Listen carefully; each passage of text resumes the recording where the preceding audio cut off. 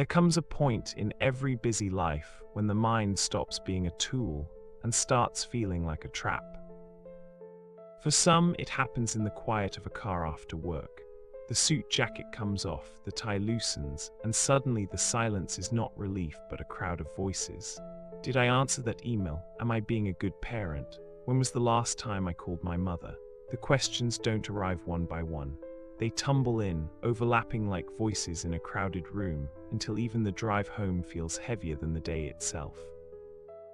For others, it comes at night. The house is quiet, the children asleep, the dishes drying in the rack, and instead of rest, the mind turns into a courtroom. You replay conversations, scrutinizing every word. You imagine worst-case scenarios that never happened. You bargain with yourself about what you should have done differently. The bed is soft, the lights are off, but instead of peace, the mind becomes a trial where you are always the defendant. Sleep becomes trial by fire, not sanctuary. This is the paradox of thought. We use our minds to solve problems, but when the problems multiply inside, they tangle. And the harder we try to think it through, the more the loops tighten.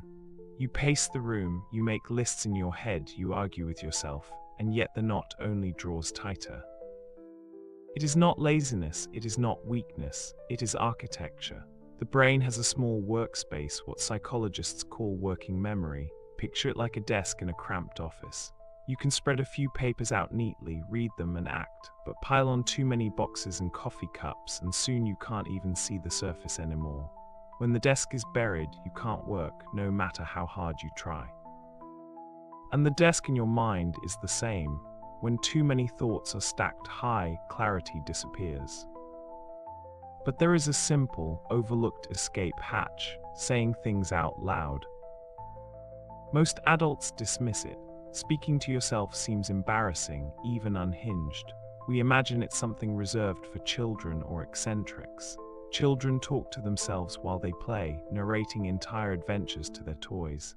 Adults are supposed to outgrow that, but psychology tells a different story. Saying thoughts out loud is not regression, it is regulation.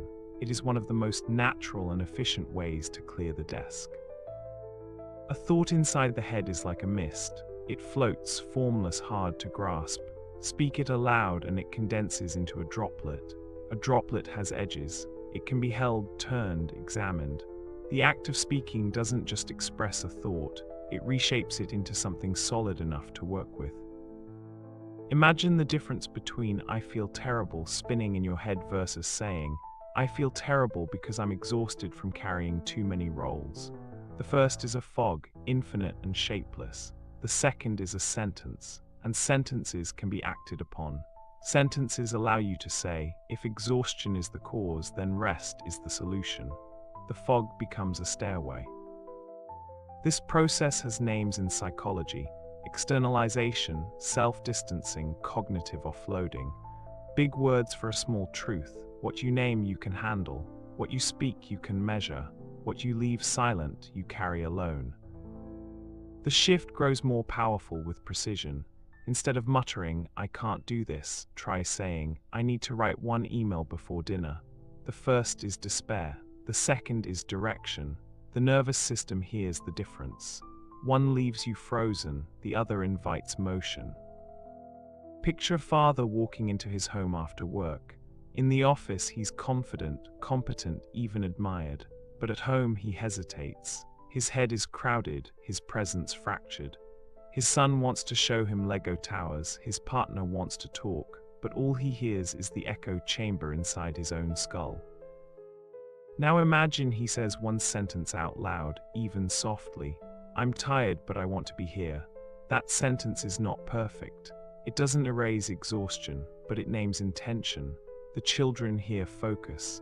The partner hears honesty. Self-talk becomes shared talk. The gap between thought and family closes. Or consider the mother juggling endless tasks. Groceries, bills, work emails, school pickups. In silence, the weight is crushing. Out loud, it becomes steps. First, I will clear the table. Then I will call the school. Then I will rest. The storm becomes a staircase. What once felt like drowning suddenly feels like climbing, still hard but possible. Language itself changes the nervous system. A thought stuck in the head may loop forever, but once spoken, it completes a circuit: breath, voice, ear, body. The self becomes both speaker and listener, parent and child, coach and player. It's why athletes talk themselves through challenges, why surgeons narrate steps under pressure, why writers read their work aloud. The body responds differently when words leave the mind and enter the air. One fascinating discovery is how pronouns shape self-talk. First person, I can do this, keeps you inside the storm. But second person, you can do this, creates a gap wide enough to breathe. Studies show this small linguistic shift increases emotional regulation and problem solving. The words become a hand on your own shoulder. Third person can work too. John can handle this feels odd at first, but it creates even more distance. The brain interprets the words as coming from an external guide, not just a trapped-in loop. Of course, not all self-talk helps. Many of us already speak cruelly to ourselves. You're behind, you're failing, you're not enough. That voice does not untangle the knots, it tightens them. Helpful self-talk is concrete, kind, directive. Stand up, drink water, call your son. It is the voice of guidance, not judgment. Think of it like parenting yourself. When your child is overwhelmed, you do not scream, "Why can't you get it together?" You break the task into steps. You steady the tone. You encourage. The nervous system responds the same way to your own voice. If your self-talk sounds like an angry critic, the body feels under attack. If it sounds like a calm guide, the body begins to steady. At night, say 3 sentences aloud. One thing I did today. One thing I felt today. One thing I will do tomorrow. It takes half a minute, but it reframes the whole day. The mind closes its tabs. Sleep arrives lighter. The small ritual works because it gives the brain closure. It is no longer sifting endlessly through unsorted files. It has written the summary. In the morning, repeat with 3 different lines. Where am I? What matters today? What is the first tiny step? 3 sentences can take a wandering morning and give it rails. Instead of sliding into distraction, you step into direction. Even the heaviest truths gain lift when spoken. I am lonely. I need help. I can't do everything. Said in a whisper, these words don't solve the pain, but they break the silence that feeds shame. What is spoken can be shared. What is shared can be supported. Naming the truth does not erase it, but it transforms isolation into connection. The voice is not decoration, it is navigation. Each sentence is a compass point. North, I am here. East, this matters. South, this is the first step. West, I will rest. The map is not outside you. It's in the words you choose to give yourself. So the next time the storm of thoughts piles high, don't try to outthink it. Step into another room. Breathe and say it out loud. Not to impress, not to perform, to orient, to lighten. To remind yourself that you are not only a mind but a body, a voice, a presence in the world. Start small. I am tired. I need 5 minutes. I will call tomorrow.